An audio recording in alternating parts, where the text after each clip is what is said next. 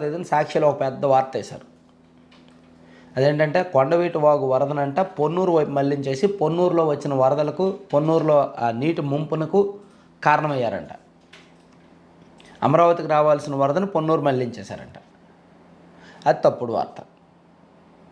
And 15వ తేదీన సుమన్ టీవీలో మరో వార్త వచ్చింది. సో ఈ రెండు అంశాల మీద కూడా పోలీసులు కేసు నమోదు చేశారు. జలవనరుల శాఖ ఇంజనీర్ ఫిర్యాదు చేశారు పోలీస్ స్టేషన్లో. పోలీసులు కేసు నమోదు చేశారు. ఆ ఎడిటర్ల మీద దాని మీద చట్ట ప్రకారం చర్యలు తీసుకుంటున్నారు. ఇక్కడ మన పాయింట్ ఏంటంటే అసలు ఎందుకు అంత ప్రచారం చేయాలి?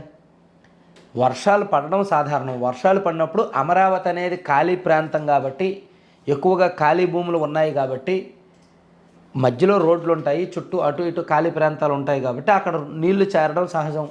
అది చెరువుల్లా మారడం సహజం. అక్కడే కొన్నాళ్ళు అయిన